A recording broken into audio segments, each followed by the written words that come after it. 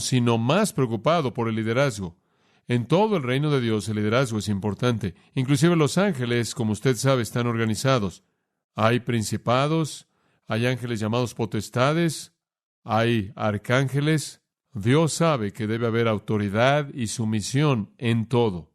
Y entonces hay liderazgo inclusive en el mundo angélico. Conforme usted ve el Antiguo Testamento, usted encuentra que hay muchas cosas en el Antiguo Testamento que nos indican la importancia del liderazgo.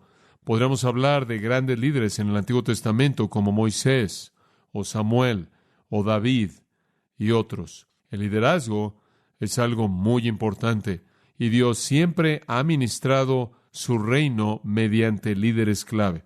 En el Antiguo Testamento, debido a la importancia del liderazgo, Dios adopta una postura muy fuerte acerca del liderazgo inepto o ineficaz. En el capítulo 4 de Oseas, en el versículo 9, Dios no solo está haciendo un comentario de los pecados de Israel, sino de los pecados de los líderes de Israel. Y Él dice esto: y será el pueblo como el sacerdote. En otras palabras, Dios dice: no puedo esperar nada del pueblo que no esté obteniendo de los líderes. Lo que son los líderes será el pueblo, y será el pueblo como el sacerdote. En Isaías capítulo 9, versículos 14 al 16, encontramos más indicadores de la actitud de Dios hacia el liderazgo. Y habla, por tanto, Jehová cortará de Israel cabeza y cola en un día. Dios simplemente va a devastar a Israel. Los ancianos y los honorables, Él es la cabeza, el profeta que enseña Él es la cola. En otras palabras, Dios va a derribar a todos los líderes, porque los líderes de este pueblo los hacen errar, y aquellos que los guían son destruidos. Dios dice Él va a castigar a los líderes porque han hecho que el pueblo sea pecaminoso al no guiarlos a patrones santos. En Jeremías 5:31, Jeremías habla del mismo asunto. Los profetas profetizan falsedad y los sacerdotes gobiernan por sí mismos y a mi pueblo le encanta. En otras palabras, al pueblo le encanta el liderazgo inepto que están recibiendo. En Ezequiel, de nuevo otra porción que nos interesa al ver cómo es que Dios ve liderazgo y el lugar importante que tiene. Ezequiel 22:26, sus sacerdotes han violado mi ley y han profanado mis cosas santas. No han hecho diferencia entre lo santo y lo profano, ni han mostrado diferencia entre lo inmundo y lo limpio. Han escondido sus ojos de mis días de reposo, y soy profanado entre ellos. Sus príncipes en medio de ellas son como lobos que están comiendo la presa para derramar sangre, para destruir almas, para obtener ganancia deshonesta. Sus sacerdotes los han engañado, viendo vanidad y adivinándoles mentiras, diciendo así ha dicho Jehová cuando Jehová no ha dicho. Y como resultado, el pueblo ha usado de opresión, ha robado, ha oprimido a los pobres y a los necesitados y demás. Y entonces Él condena a los sacerdotes, a los príncipes y a los profetas por no guiar como Él hubiera querido. En Mateo 15:14, Jesús hizo un comentario acerca de los líderes. Él vio a los líderes de Israel y Él dijo: son líderes ciegos de los ciegos. Y si los ciegos guían a los ciegos, ambos caerán al hoyo. Jesús dijo: la gente seguirá a sus líderes. Por lo tanto, Dios toma con mucha seriedad el liderazgo. Dios establece el estándar elevado para el liderazgo adecuado. Y si Dios lo establece alto, también lo hizo Pablo, porque Pablo fue un hombre piadoso. Pablo está cerrando su viaje misionero, el tercero, en Hechos 20. Él se detuvo porque su nave se detuvo en Mileto, camino a Jerusalén, y él se está apresurando por llegar a Jerusalén, para llegar ahí para Pentecostés y también llevar una ofrenda, la cual él recolectó para los santos pobres ahí. Y él se detuvo en Mileto durante un par de días porque la nave se detuvo ahí. Y mientras que él tiene la oportunidad, él envía a más de 30 kilómetros de distancia traer de la ciudad de Éfeso y pide si los ancianos o los pastores de la congregación efesia vienen a Mileto, para que pueda pasar él un poco de tiempo dándoles algunas palabras finales. Y sabe una cosa, parece extraño reconocer que Pablo pasó 3 años ahí, y él debió haberles dicho por lo menos 1, 2 puntos o 500 puntos de lo mismo que les dice aquí. Pero la razón por la que él aprovecha la oportunidad que tiene aquí es porque está tan cargado por la necesidad absoluta de tener liderazgo adecuado. Y entonces, al hablarles, él les dice: esto es algo que debo volverles a decir con respecto a las prioridades involucradas en su liderazgo. Y entonces, desde el versículo 17 y hasta el 38, de hecho, la sección entera, aquí Pablo les da información con respecto al liderazgo en el ministerio, en el pastorado, en la obra de Cristo. Ahora, hay un sentido en el que tenemos que tomar el liderazgo como viene en las Escrituras. Y el liderazgo en las Escrituras es un asunto de dos lados. Es un asunto de gran responsabilidad con gran gozo. Y es un asunto de gran responsabilidad con gran potencial de juicio. Los líderes buenos son doblemente bendecidos. Los líderes malos son doblemente disciplinados. Porque a quien mucho le es dado, mucho se le demandará. Y ese es un principio que se encuentra en todo lo que Dios está involucrado. Por ejemplo, en Santiago dice en el capítulo 3, versículo 1, no os hagáis maestros muchos de vosotros, hermanos, porque recibiréis mayor condenación. Pero por otro lado, en 1 Timoteo 5:17 dice, los ancianos que gobiernan bien sean tenidos por dignos de doble honor. Entonces usted tiene el doble honor para el buen líder y el doble juicio para el líder pobre. El liderazgo es una responsabilidad tremenda. Ahora, la tarea de los primeros apóstoles y de los evangelistas consistía en designar líderes así en cada iglesia.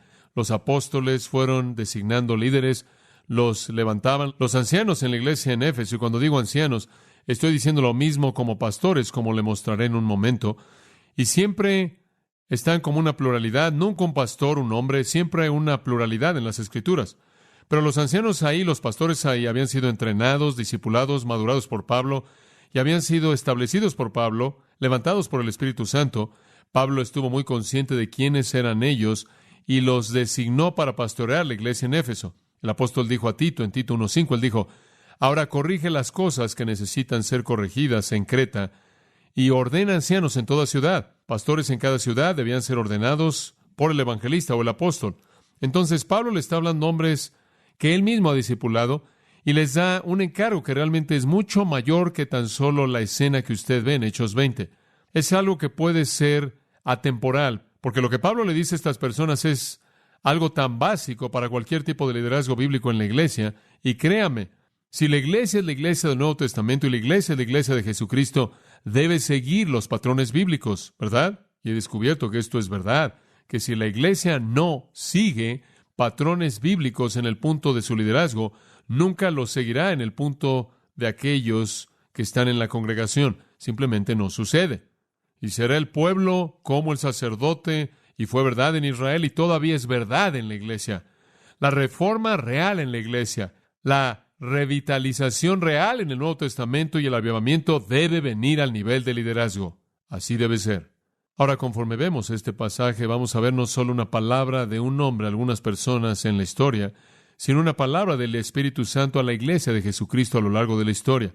Y entonces no solo hacemos estas cosas históricas y las encerramos en la caja y las guardamos y nos deshacemos de ellas después del tiempo de la escritura de Hechos, sino que decimos que son apropiadas para la iglesia en la actualidad como lo fueron en el segundo mismo que Pablo las pronunció en sus labios.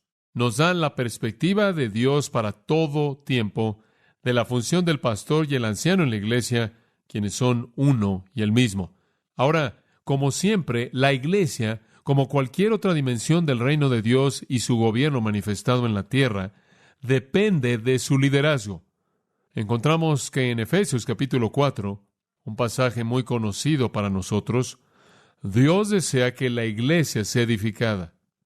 Él quiere el perfeccionamiento de los santos para la obra del ministerio, para la edificación del cuerpo. Él quiere unidad de la fe. Él quiere conocimiento profundo del Hijo de Dios. Él quiere al hombre perfecto, esto es, que la iglesia madure hasta llegar a la medida de la estatura de la plenitud de Cristo. Él ya no quiere que la iglesia sea como niños llevados por doquier de todo viento de doctrina. Él no quiere que la iglesia carezca de amor, sino que hable la verdad en amor. Él quiere que la iglesia crezca y se incremente en amor y en todas esas cosas. Pero antes de que pase cualquiera de esas cosas, antes de que la iglesia pueda estar unida, antes de que pueda madurar, antes de que pueda ser como Cristo, antes de que pueda ser insensible o ingenua a la enseñanza falsa, debe haber algo que se lleva a cabo previo a eso, y es lo siguiente. Y él mismo constituyó a unos apóstoles, a otros profetas, a otros evangelistas y a otros pastores que enseñan para este propósito. En otras palabras, la vida de la iglesia, para que sea productiva y dé fruto, depende de manera directa de su liderazgo. En 2 Timoteo 2:2, un versículo que estudiamos ayer en nuestro Día de Hombres, descubrimos que el diseño de Dios para la iglesia es enseñar a hombres fieles que también puedan enseñar a otros. Por lo tanto, el liderazgo es la prioridad en la iglesia. Y es una responsabilidad tremenda, créame. Ahora, debido a que el liderazgo es tan importante, tenemos que entender de manera muy clara lo que el Nuevo Testamento enseña acerca de lo que realmente es el liderazgo bíblico en la iglesia.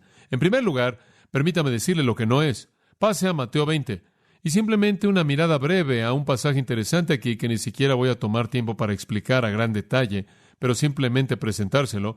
Pero nos da principios muy buenos acerca de lo que el liderazgo en la iglesia en el Nuevo Testamento no es. Oí a un hombre dando un mensaje acerca de este pasaje en una ocasión y extrajo estos puntos y siempre me impactó y se me quedó. Mateo 20:20. Entonces vinieron a él, esto es a Jesús, y como puede ver, Jesús había anunciado su reino, y entonces vinieron a él la madre de los hijos de Zebedeo con sus hijos. Aquí viene mamá Zebedeo y Jacobo y Juan. Y Jacobo y Juan, ustedes saben, como debemos decirlo, no eran personas inferiores, eran discípulos de clase A, pero aquí vienen con mamá, y mamá adula a Jesús, adorando a Jesús y deseando algo de él. Entonces, aquí viene a presionarlo, y él le dijo, ¿qué quieres? Él sabía. Ella dice, y él podía ver que ella quería algo cuando ella ni siquiera había dicho algo. Ella dice, concede que estos 2 hijos míos se sienten uno a tu diestra y el otro a tu mano izquierda en el reino. Ahora, este habría sido un argumento continuo entre los discípulos. Todo el tiempo habían discutido desde que el reino fue anunciado, en la mayor parte del tiempo, acerca de quién se iba a sentar en los lugares correctos. De hecho, de eso estaban discutiendo la noche de la última cena, cuando nadie se inclinó para lavar los pies de nadie, porque nunca habrían hecho eso, cuando estaban discutiendo acerca de quién sería el mayor, el más grande. Entonces, este fue un problema. Entonces, finalmente, Jacobo y Juan dijeron, mamá, ¿podrías preguntarle? Realmente hombres muy valientes. Pero bueno, ella va y pregunta y Jesús dice, no sabes lo que estás pidiendo. ¿Podéis beber la copa de la que yo beberé y ser bautizados con el bautismo con el que yo seré bautizado? Ellos le dijeron, podemos. No sabían de qué estaban hablando. No tenían ni idea de lo que él iba a tener que enfrentar.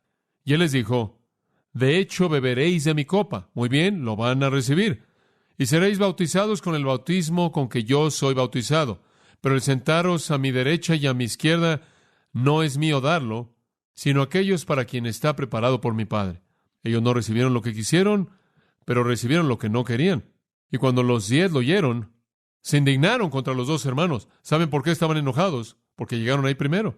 Número 1, el liderazgo no es un juego de poder político.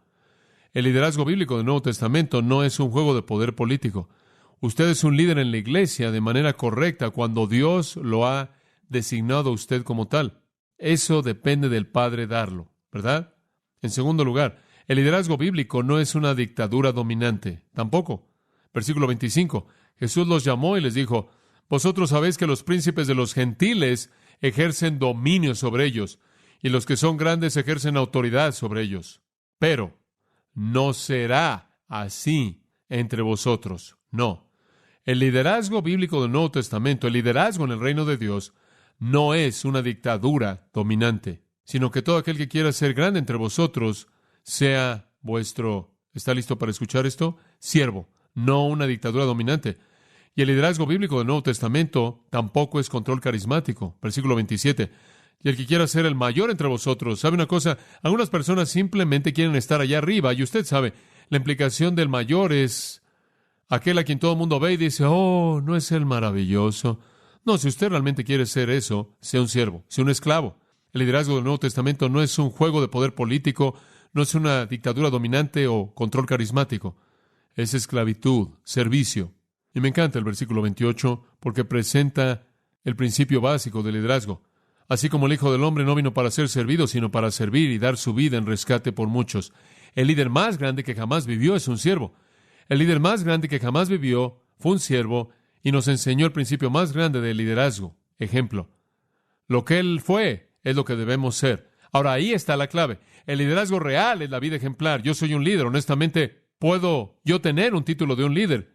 Yo soy un líder verdadero, un anciano verdadero y un pastor verdadero, siempre y cuando usted siga lo que yo digo y hago, ¿verdad? Cuando usted ya no me sigue, no soy un líder. Podría tener el título, pero no lo soy. Y usted solo va a seguir mis palabras cuando usted pueda ver mi vida y ver algo de coherencia entre lo que yo soy y lo que digo, ¿verdad? Pablo pudo discipular a líderes, no solo por lo que les dijo, sino por lo que él fue. Ahora, eso es lo que el liderazgo bíblico del Nuevo Testamento no es. Veamos Hechos 20 y veamos lo que es. Ahora, en Hechos 20, Pablo cierra sus instrucciones a los ancianos efesios y les habla para que ordenen su ministerio según las prioridades que Dios ha establecido. Sé que hay personas en nuestra congregación en esta mañana que son ancianos. Algunos de ustedes son ancianos aquí en Grace Church. Algunos de ustedes son pastores de tiempo completo, lo cual es lo mismo. Los ancianos pueden ser ancianos pastorales, laborando en la palabra y la doctrina, sostenidos por la iglesia. Y puede haber ancianos que tienen un empleo afuera de la iglesia, pero son responsables del cuidado del rebaño aquí, guiando al rebaño y demás. Hay ancianos aquí en Grace Church. Dios nos ha bendecido con un grupo maravilloso, y ni siquiera sé cuántos, 18, 19 o algo así ancianos que Dios nos ha dado. Y probablemente más de ustedes son ancianos en el plan de Dios, y conforme los días pasen y ustedes maduren, y el Espíritu de Dios coloca su mano sobre ustedes, y la congregación reconoce eso, y los ancianos lo ven, ustedes serán colocados en la posición de liderazgo también. Pero hay algunos de ustedes que son jóvenes y que se están preparando ahora. Algún día van a ser pastores. Ustedes van a estar laborando en la palabra y la doctrina. Además de eso, todos nosotros debemos conocer la responsabilidad de aquellos que nos guían, ¿no es cierto? Para que podamos asegurarnos de que oramos por ellos de manera inteligente y oremos por ellos en línea con las prioridades que son y que les permitamos concentrarse en esas áreas. Y entonces la idea de liderazgo es importante para todos nosotros. Ahora, Pablo establece algunas prioridades para el líder de la iglesia en el Nuevo Testamento. Y fueron prioridades de las que no habló únicamente, sino que también vivió en su propia vida. Y comenzando en el versículo 17, él les habla. Y señalamos, ¿se acuerda la última vez de los versículos 17 al 24 ahí? Él señaló las 4 dimensiones del ministerio. En primer lugar, él dijo, el ministerio hacia Dios es servicio al Señor. Entonces, la enseñanza de la iglesia hacia los perdidos es evangelismo y hacia mí mismo es sacrificio. Cubrimos eso a detalle. Pablo dice, yo veo el ministerio en 4 dimensiones. Servir a Dios, enseñar a la iglesia, evangelizar a los perdidos y sacrificarme a mí mismo. Ahora, habiendo terminado eso, él quiere concentrarse en el aspecto de la iglesia. Él ha presentado el retrato panorámico. Ahora él se concentra y dice, ahora quiero darle las prioridades para enseñar a la iglesia, para ser eficaz en la iglesia. Pero antes de que él entre a eso en el versículo 28, veamos su resumen del versículo 25 al 27. Él les dice, y ahora he aquí, yo sé que ninguno de todos vosotros, entre quienes he pasado predicando el reino de Dios, verá más mi rostro. Y él dice, les acabo de dar todos los ingredientes para las dimensiones del ministerio. Ustedes saben cuál es su obligación hacia Dios. Ustedes siempre deben recordar que están en servicio a Él, no a los hombres, a Él. Deben enseñarle a la iglesia y no retener nada que es útil. Él dijo, para los perdidos deben evangelizarlos, testificando a judíos y a griegos, arrepentimiento y fe. Hacia ustedes mismos, no pensar nada en ustedes mismos, sacrificarse a sí mismos, no tener en alta estima su vida en absoluto. Y él dice, todas estas cosas no solo les dije, sino que todas esas cosas se las enseñé, lo hice. Serví al Señor, enseñé a la iglesia, evangelicé a los perdidos, me sacrifiqué a mí mismo. Y ahora, dice él, ya me voy. Y todos ustedes saben que he estado predicando el reino de Dios, ya no me van a ver, aquí se acabó. Les he dado todos los hechos con respecto al reino de Dios. Y esa frase es una afirmación general, hablando de toda la operación de Dios y el gobierno de Dios. Él les había dado todo. Por tanto, él dice en el versículo 26, yo os protesto en el día de hoy que estoy limpio de la sangre de todos. Y lo que quiere decir con el todos es judíos y griegos, cualquier clase de hombres. He cumplido con mi responsabilidad para con todos, para con la iglesia, los salvos, los incrédulos, judío y gentil. He cumplido con el trabajo. No me pueden condenar por ser infiel. Es lo que está diciendo. ¿Por qué? Versículo 27. Porque no he oído anunciaros todo el consejo de Dios. Pablo dice, he cumplido con mi trabajo. Lo acabé, lo hice, lo cumplí. Ahora, es interesante que él hace la afirmación que él hace en el versículo 26 con respecto al hecho de que él está limpio de la sangre de todos los hombres. Dice usted, ¿es verdad que un líder o maestro pastor va a ser culpable de la sangre de algunas personas? Aparentemente sí. Usted regresa a Ezequiel 33:8. Y a Ezequiel se le dijo que tenía que decir lo que Dios le dijera. Dios le daría un mensaje y él tenía que dárselo a Israel, y Dios le dijo, más vale que seas fiel en presentar el mensaje. Versículo 8, cuando yo diga al impío, oh impío, de cierto morirás. Ezequiel, si no dices lo mismo al hombre, su sangre yo demandaré de tu mano. Ahora, eso no quiere decir que Ezequiel va a ser condenado, quiere decir que Ezequiel va a ser disciplinado por ser infiel en el ministerio. Y Pablo está diciendo aquí, yo no seré como esa advertencia en Ezequiel 33:8. Y estoy seguro que él tenía eso en su mente. Mis manos están limpias, yo estoy limpio de la sangre de todos los hombres. Hay una responsabilidad para todo hombre de Dios, y él tiene que reconocer la responsabilidad que si Dios le ha encomendado a él un ministerio y él no lo cumple, él va a ser disciplinado por no cumplirlo. Y estoy seguro de que hay algunos pastores que se preguntan por qué todo en su vida parece estar mal. Y cuando se preguntan eso, deberían examinar un poco más de cerca si están cumpliendo o no el ministerio que Dios les ha encomendado, porque si no lo están haciendo, entonces están bajo el castigo de la sangre de aquellos a quienes no han ministrado de la manera en la que Dios diseñó que ellos ministraran. Es una responsabilidad seria, créame. Eso es lo que Santiago quiso decir en el 3:1 cuando dijo, no se apresuren a entrar al ministerio de enseñanza porque hay una mayor condenación si no son fieles. Pero Pablo dice esto, yo vi mi ministerio por lo que fue, hacia Dios, hacia la iglesia, hacia los perdidos, hacia mí mismo, y lo he cumplido. Y nunca dejé de declarar todo el consejo de Dios, lo hice, por tanto, estoy libre de mi responsabilidad, puedo salir de este lugar y saber que nada va a ser presentado en mi contra. Yo fui fiel. Ahora dice usted, ¿está diciendo esto por orgullo? En absoluto. Lo que él está diciendo es esto. A partir de ahora, hombres, la responsabilidad es de ustedes. Asegúrense de que cumplan su ministerio de una manera que es fiel, igual a la manera en la que yo les di, por ejemplo. Los líderes tienen gran responsabilidad, gran responsabilidad. El plan entero y el propósito y principio de Dios nos es encomendado para ser encomendado a ustedes. Y no hacer eso, no dar todo el consejo de Dios, es no cumplir con la responsabilidad que Dios nos ha encomendado. Debemos enseñar todo el consejo de Dios. Una persona que no enseña todo el consejo de Dios enfrenta disciplina. Bueno, Pablo entonces nos ha dado instrucciones bastante claras acerca de la importancia del liderazgo. Y como dije antes, es doble bendición, pero es doble disciplina si usted fracasa. Eso no significa que usted pierde su salvación. Eso únicamente significa que usted enfrentará disciplina, castigo. Ahora, a partir de esta reflexión acerca del ministerio en general, él se concentra en una dimensión.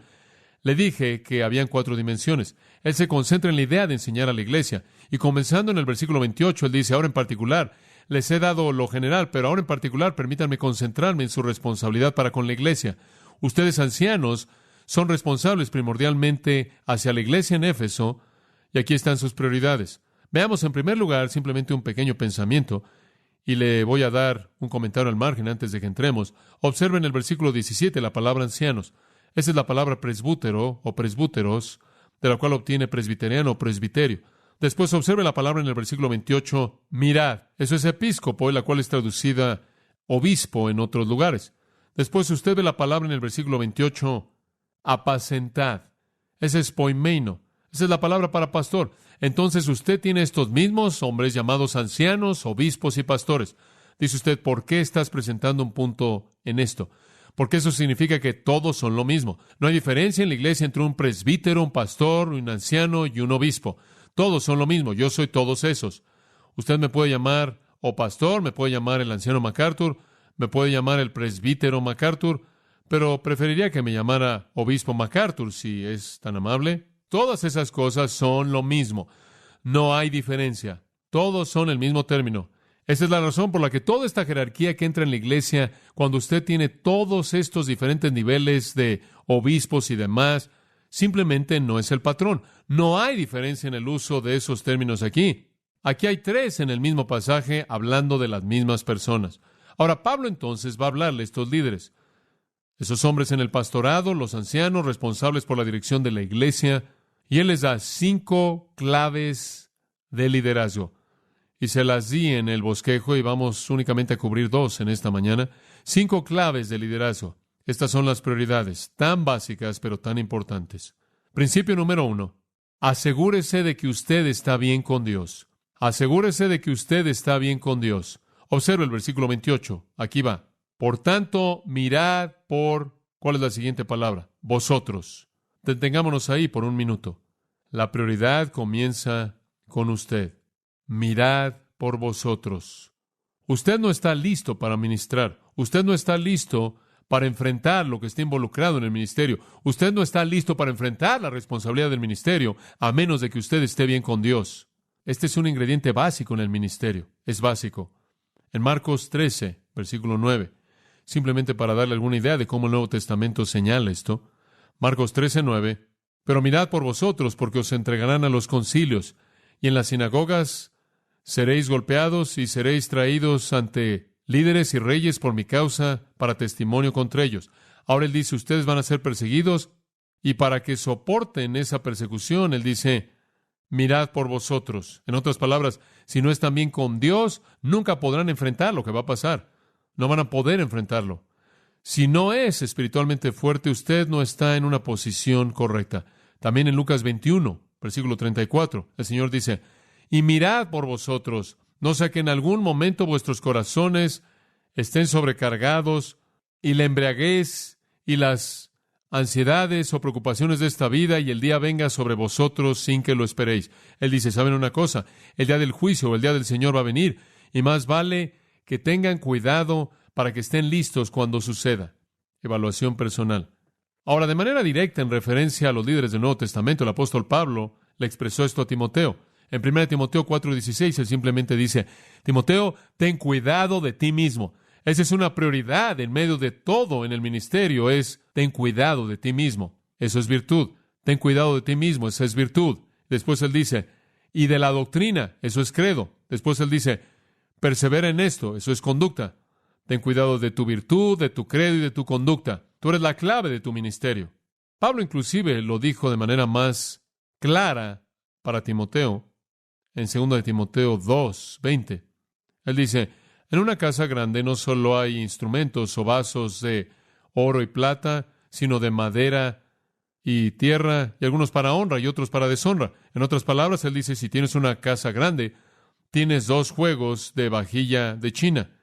Las elegantes para los amigos y los que vienen de afuera, que realmente quieres agradarlos, y para el resto, lo que usamos para comer. Y esos son los 2 tipos. Vasos para honra y algunos simplemente para deshonra, para cosas diarias. Ahora, la implicación obvia aquí es que en la casa de Dios van a haber algunos vasos que Dios realmente va a honrar y que va a usar para las tareas más grandes. Versículo 21. Por tanto, si alguno se limpia de estas cosas, y él está hablando de iniquidad, será instrumento, vaso para honra, santificado y útil al Señor, escuche, y útil para toda buena obra. Como puede ver, hay algunos instrumentos que Dios puede usar, y hay algunos que Él no puede usar, créame. Y lo digo simplemente, no hay ministerio para un ministro impío, en absoluto. Y usted puede tener el título de pastor, o el título de líder, o el título de anciano, o el título de ministro, pero si no hay santidad ahí, no hay liderazgo ahí, no hay bendición ahí, Dios no está operando a través de usted.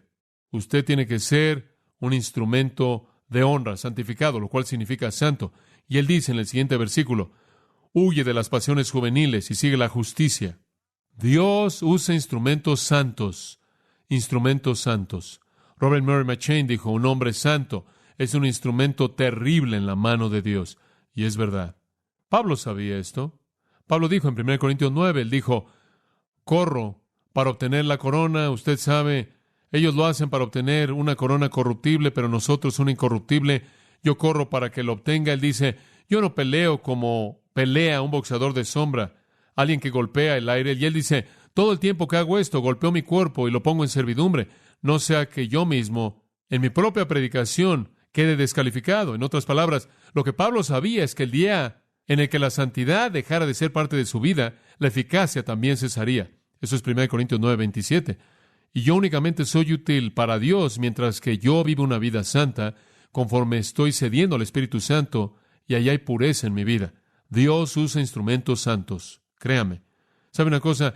A veces usted se pregunta cómo es que puede pasar. Usted ve un hombre en el ministerio involucrado en tantas cosas, tan activo en la iglesia y en todo tipo de cosas, y de pronto algo terrible, grande, moral viene a su vida. Todos hemos visto esto, ¿verdad? Y él ha quedado descalificado. Y ha habido gente que me dice, bueno, tal y tal, solía estar en el ministerio, pero tal y tal cosa pasó y ahora ya no está. Y sabe una cosa, lo que sucedió fue simplemente el hecho de que él perdió esta área entera de asegurarse de que su propia relación con Dios estuviera bien. Él simplemente comenzó a volverse un hombre no santo, y una vez que eso sucedió, él quedó descalificado.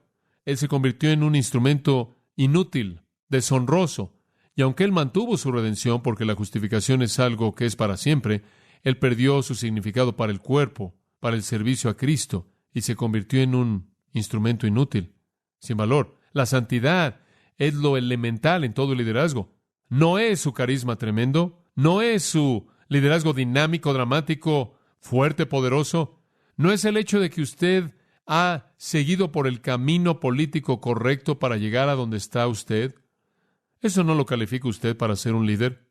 Lo que lo califica es su propia santidad en el llamado de Dios. Para darle una ilustración de esto, simplemente tengo que pasar a pasajes que son muy conocidos por nosotros, y es la lista de los requisitos para los líderes del Nuevo Testamento. La primera está en 1 Timoteo 3. Si alguno anhela obispado, obispo, pastor o anciano, lo que sea, si alguno anhela obispado, aquí están los requisitos. Él debe ser irreprensible. Bueno, esa es una buena manera de comenzar. No deja mucho que decir, ¿verdad? Ahora, después de eso, después de ser irreprensible, él debe estar totalmente enamorado de su esposa. Sobrio, eso significa un hombre moderado, no entregado a los excesos. Prudente, eso significa que él ordena sus prioridades de una manera espiritual. De buena conducta, hospedador, apto para enseñar. No pasa mucho tiempo junto al vino. Él no es violento, no avaro, sino paciente, no pendenciero, no avaro. Uno que gobierna bien su propia casa, que tiene a sus hijos en sujeción con toda honestidad, porque el que no sabe gobernar su propia casa, ¿cómo cuidará de la iglesia de Dios? Número 7 dice, y es necesario que tenga buen testimonio de los de afuera. Ahora, ¿encuentra usted ahí algo diferente de un requisito espiritual? Le dije a un hombre el otro día, él dijo, estábamos hablando de la iglesia y el hecho de que la iglesia nunca puede elevarse por encima de su liderazgo. Y estábamos hablando del problema del liderazgo espiritual. Le dije, bueno, ¿cómo es que la gente es escogida para el consejo de ancianos en tu iglesia? Bueno, él dijo, es simple. Los que tienen más dinero y tienen los negocios más grandes y han mostrado que tienen la mayor sabiduría en asuntos mundanos. Y él dijo, ese es el problema. Y sabe una cosa, ese es el caso en muchas iglesias, si no es que en la mayoría de las iglesias. Creo que es algo maravilloso cuando Dios bendice este tipo de hombres y los prospera, y eso depende de Dios hacerlo, porque Dios es el que le da a usted la capacidad de obtener riqueza, ¿verdad? Y esa es una bendición. Y no estoy diciendo que todos los ancianos deben ser pobres tampoco, pero lo que estoy diciendo es que el Nuevo Testamento nunca sugiere ni la pista de algún tipo de requisito que tiene algo que ver con posición mundana o dinero o algo así, o personalidad, o cómo se ve o nada. Siempre es lo mismo. El único requisito es uno espiritual, porque esto es un trabajo espiritual. Y algunas veces lo que será lo más inteligente que hacer en un sentido de negocios es absolutamente lo opuesto de lo que Dios quiere, porque Él opera de maneras maravillosas y debemos vivir por fe. En Tito 1, solo en caso de que alguien no entendiera a Timoteo, Él lo incluyó en Tito. Tito 1. Ahora aquí están los requisitos para los ancianos o pastores. Deben ser irreprensibles, de nuevo. Esto es, la iglesia no tiene nada en contra de ellos. ¿Sabe una cosa? Esa es una de las razones.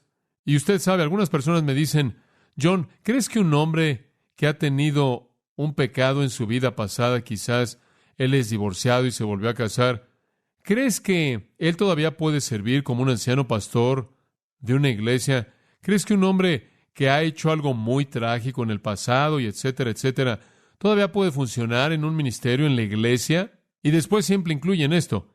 ¿Qué significa marido de una mujer?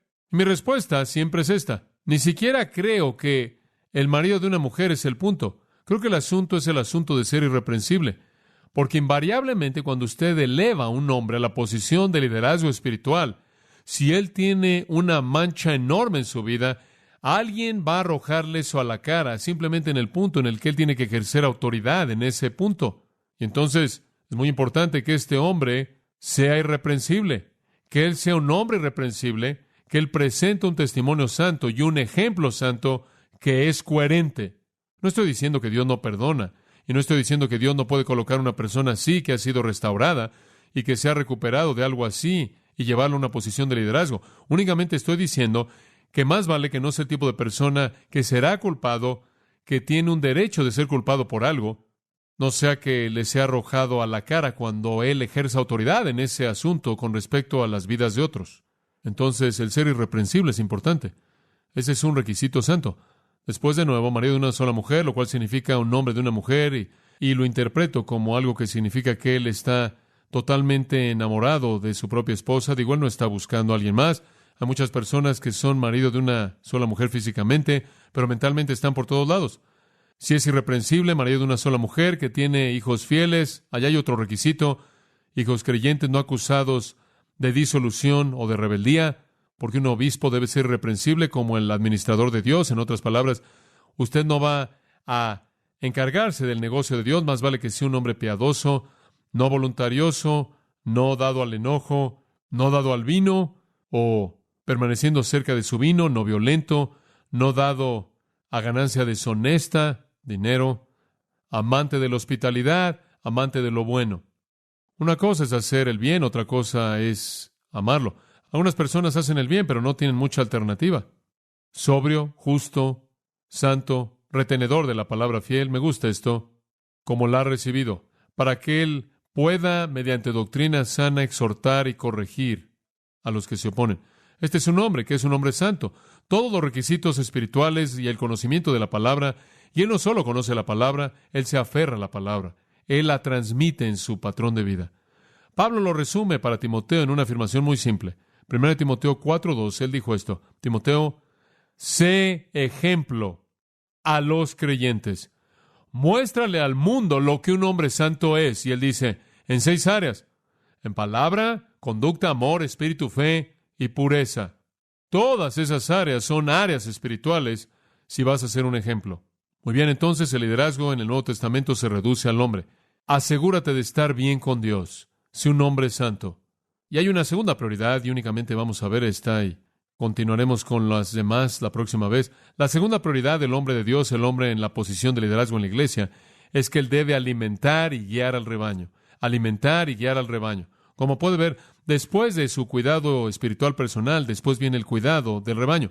Creo que hay algunas personas que colocan el cuidado del rebaño en un sentido enfrente de sus propias vidas. Y sabe una cosa, usted se pregunta cómo un hombre, dice usted, bueno, este hombre pasa tanto tiempo en la iglesia y tal, tuvo un problema terrible, pero estuvo bien cuando él estaba ocupado en la iglesia. Y él estaba haciendo esto, y él estaba enseñando aquello, y él estaba en esto, y él estaba haciendo aquello. Seguro andaba en todos lados y en cierta medida tratando de cuidar del rebaño, pero él no cumplió con la prioridad 1 que viene primero, y eso es cuidar de sí mismo. ¿Sabe usted cuál es mi obligación más grande? ¿Sabe usted cuál es mi obligación más grande como pastor, como ministro de Dios? Mi obligación más grande es asegurarme de que mi vida esté bien delante de Dios en primer lugar. En segundo lugar, asegurarme de que cumpla con mi responsabilidad hacia ustedes. Si no estoy bien, no voy a significar nada para ustedes. Y la razón por la que en Estados Unidos y por todo el mundo, en todo tipo de ministerios cristianos, nada sucede, es porque hay algunas personas en posiciones y nada está pasando en sus vidas. Pero en segundo lugar, el versículo 28 dice, por tanto, mirad por vosotros, y después dice, y por todo el rebaño. ¿Lo ve?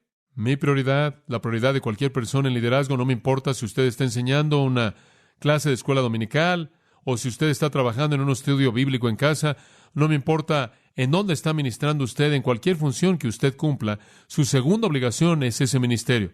Su primera obligación es entre usted y Dios. Y si eso no está bien, todo lo que usted hace del otro lado no va a hacer ninguna diferencia. Ahora observe esto. Él dice, miren por el rebaño. No solo el rebaño, sino que todo el rebaño. No hay favoritismo, ¿no? Me gusta el hecho de que la iglesia es vista como un rebaño.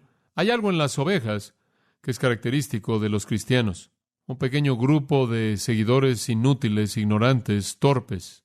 Esos somos nosotros. Pero ese ha sido un término histórico que Dios ha usado para su pueblo.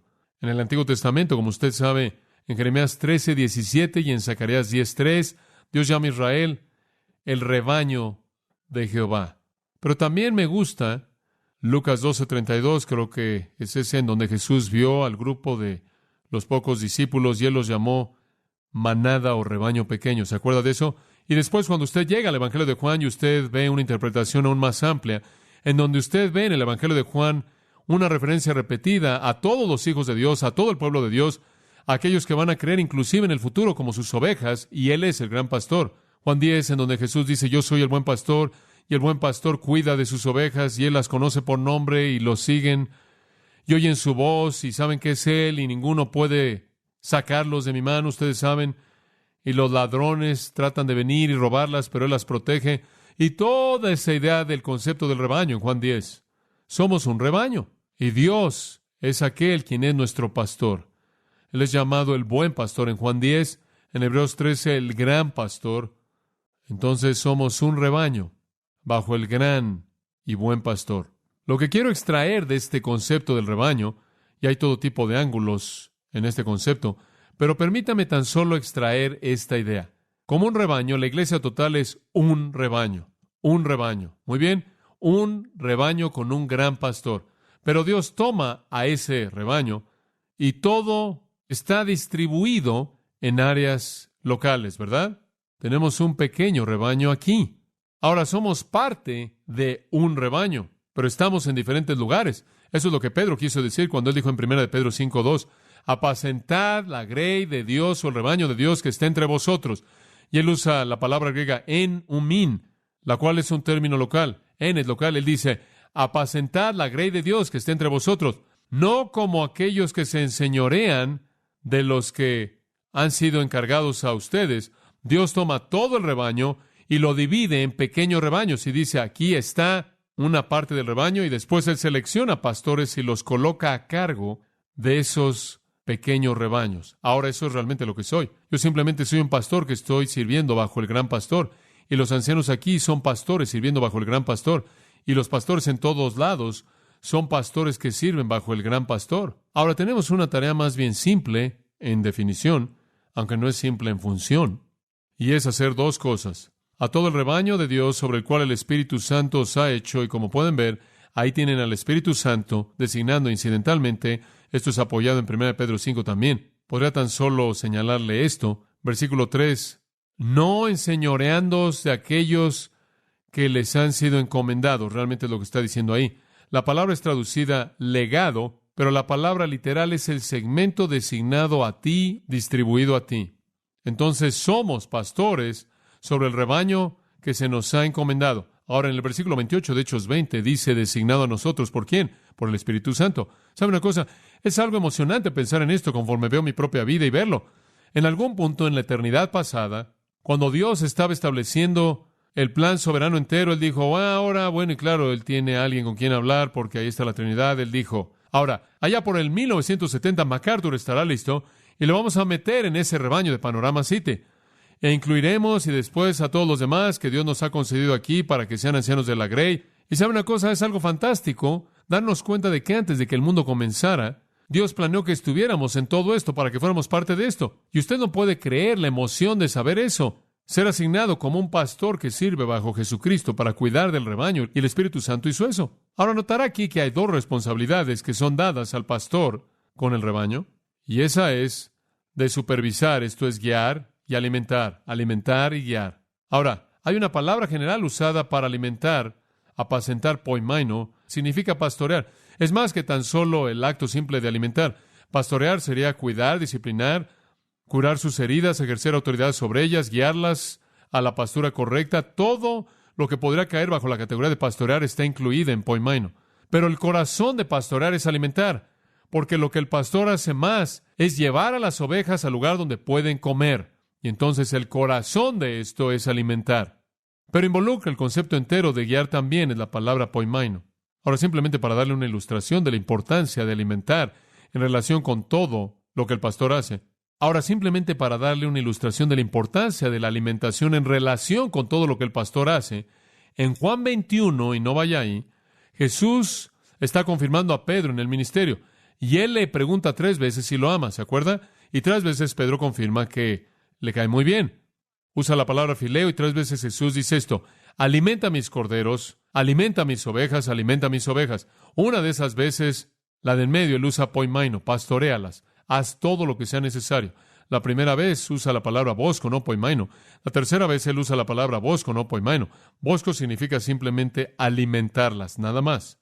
Bueno, si 2 de las 3 simplemente son aliméntalas, eso me deja ver cuál es la prioridad. Es alimentarlas. Alimentarlas. Alimentar al rebaño de Dios. Y en la mayoría de los casos, poimaino inclusive es traducido así, porque obviamente ese es el énfasis. Seguro incluye las áreas de cuidado y disciplina y autoridad y otras cosas, pero primordialmente es la alimentación. La gente me dice a mí continuamente, usted sabe, y supongo que no pasa un día cuando alguien no dice, me dio tanto gusto venir aquí, me dio tanto gusto que tal y tal tiene un estudio. Estamos tan contentos porque van al estudio de tal y tal, porque estamos siendo alimentados. Me imagino que en una u otra ocasión todos ustedes han dicho eso. Y la gente me dice, bueno, venimos para tal y tal y no nos están alimentando. Y no puedo concebir a un pastor que no alimenta a sus ovejas. No entiendo eso en absoluto. Digo, ¿qué está haciendo usted? ¿Simplemente llevándolas de desierto a desierto? ¿O usted simplemente las deja en el mismo desierto todo el tiempo? ¿Qué tipo de concepto de un pastor es el que no alimenta a sus ovejas? Debemos alimentar y guiar. El guiar también es importante. ¿Qué queremos decir con guiar? Bueno, queremos decir liderar, gobernar. Los ancianos que gobiernan bien son dignos de doble honor. ¿Qué significa esto? Esto significa seleccionar la dirección de la iglesia. Las ovejas no decidieron a qué campo irían después. Las ovejas no decidieron en dónde iban a construir el lugar donde se iban a quedar. Las ovejas simplemente siguieron al pastor.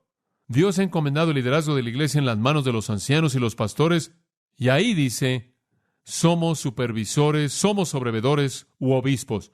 Eso simplemente significa aquellos que están en autoridad.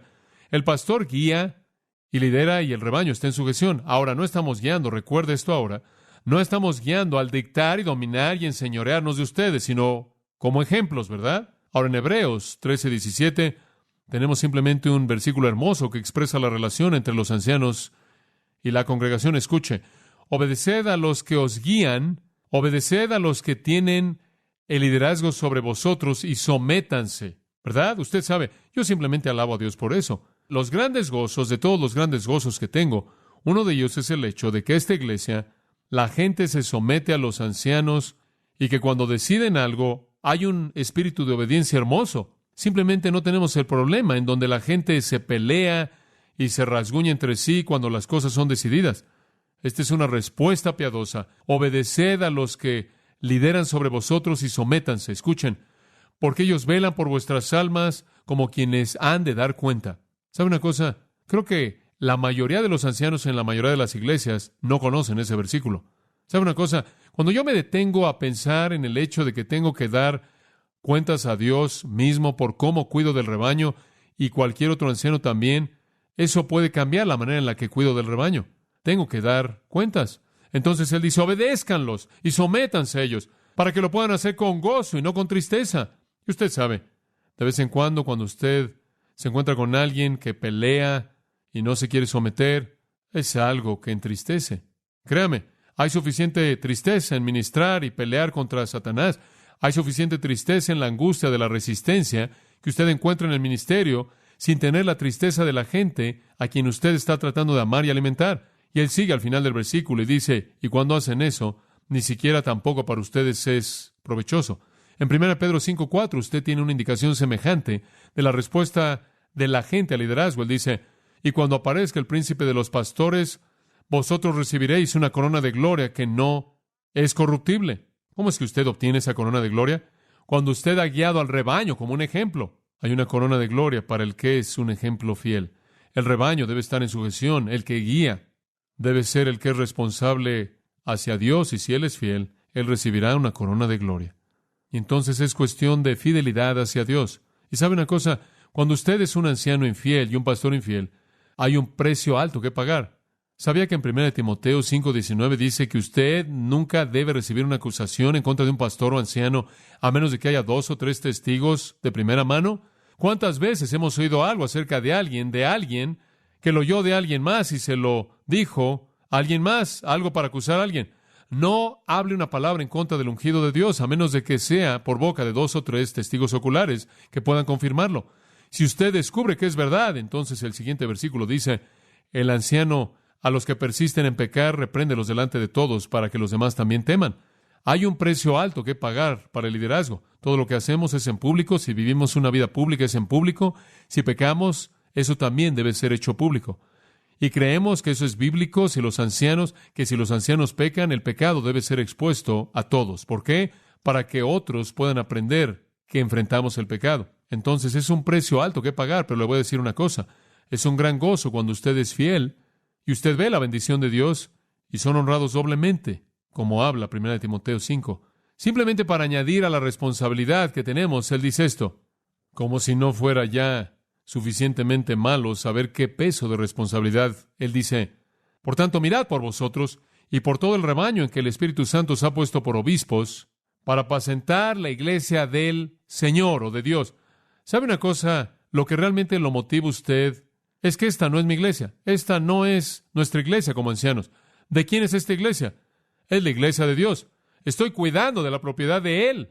¿Alguna vez ha tenido la responsabilidad de cuidar de la propiedad de alguien en donde usted realmente estaba nervioso esperando que regresaran antes de que usted rompiera lo que le encargaron? Algunas veces creo que esa es la razón por la que me gustaría que Cristo llegara aquí rápido, simplemente para mantener esto operando antes de que yo lo eche a perder de manera total. Esta es su iglesia. Jesús le dijo a Pedro 3 veces, alimenta a mis ovejas, alimenta a mis ovejas, alimenta a mis corderos. No son de él, no son de Pedro, no son mías, son de él. Escuche, yo amo a mi Señor y quiero cuidar de sus ovejas. Él me dijo, MacArthur, estas son mis ovejas, ahora cuídalas hasta que yo regrese. Y le voy a decir una cosa, eso es algo motivador, detenerse a pensar. A Pedro le dijo, alimenta el rebaño de Dios, no son mías. Bueno, ese es un motivo suficiente para mí, pero el Espíritu Santo probablemente supo que yo necesitaría más, y añadió esto al final del versículo 28, la cual él ganó por su propia sangre. ¿Qué está diciendo eso? Eso está diciendo que el rebaño de Dios es tan preciado que él pagó el precio supremo. Y si es así de preciado para él, debe ser así de preciado para mí, ¿verdad? Digo, si Dios fue al punto de hacer eso, quiero asegurarme de que yo cuide de ella.